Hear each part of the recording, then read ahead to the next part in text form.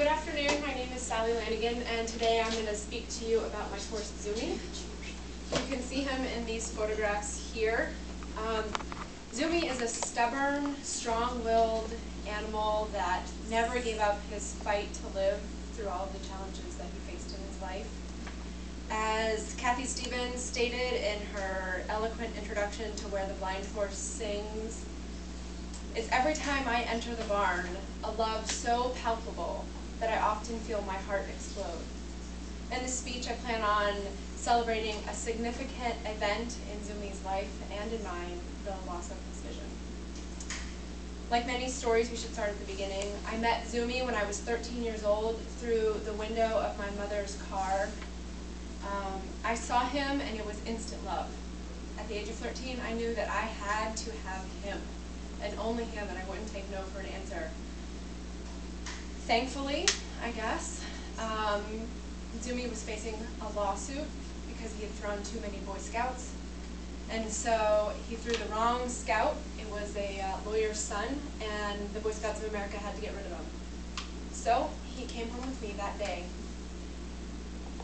We had 5 very blissful, wonderful years of training and riding and showing. And then one day I walked out to the barn and I saw his eye, and it was swollen and painful and weeping. And I learned soon that those were telltale signs of a corneal ulceration that had become infected. So we called the vet, and he came out, and lo and behold, that's exactly what it was. And so we began a pretty intensive treatment of antibacterial ointment and pain management. It's a very painful infection. And so 4 weeks later, his eye wasn't getting any better, it was getting worse. And so I did some research and I looked up online. I found an article written by Dennis Brooks. It's called Fungal Ulcers in the Equine Eye. And in over 95% of the corneal ulcerations, it's also a fungal infection as well as a bacterial infection. So we were fighting the wrong thing. So we started another 4-week intensive treatment of antifungals 7 times a day, inserting a liquid suspension that was instilled through a catheter that was surgically implanted into his eye socket, into his left eye.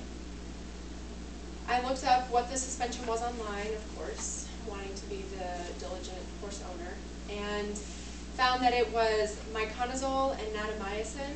They are antifungals that are usually effective in the treatment of fungal overgrowth. There was a study done by Carolyn Betbeds, she's a vet at Purdue University, and they found that usually it works. But in my case, it wasn't working, and his eye got worse. And the vet came to us and said it needed to be enucleated. And I said, what is that? And I looked it up in a book titled Current Therapy in Equine Medicine, and it means the eye needs to be surgically removed. So this is a picture of what an enucleated eye looks like without a prosthesis placed. So now he doesn't have a left eye. $23,000 later, minus a left eye, we thought we were through the worst of it. It's over. So we went on with our life, and probably a month later, I walked out to the barn one morning, and his right eye was swollen and weeping and painful. And I called the vet, and he came out, and Zumi had another corneal ulceration. So we went through the same process all over again. 2 long months of treatment, and the vet eventually came to us and said, I think that the right eye needs to be enucleated or surgically removed. So my parents, being animal lovers that they are, said, I don't think that we can have a completely blind animal without any eyes. We want to euthanize him. And I, being 18 years old at the time, begged and cried and pleaded and said, can we at least get a second opinion? I don't want to kill an animal until, we know for sure. So we brought him up to Ocala, to Smith & Peterson, to an equine ophthalmologist, and got a second opinion and learned 3 very, very interesting things that day. First, he said the eye will heal if we give him enough pain medication and start him on antibacterial ointment.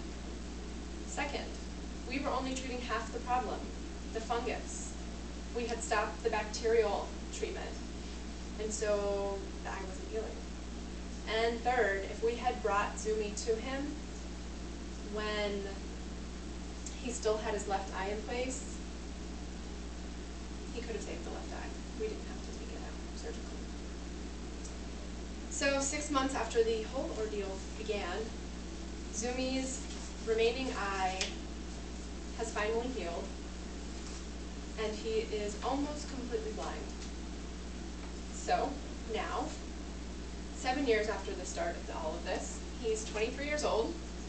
He has retired to the pasture. He doesn't do anything but eat and sleep and drink and be happy.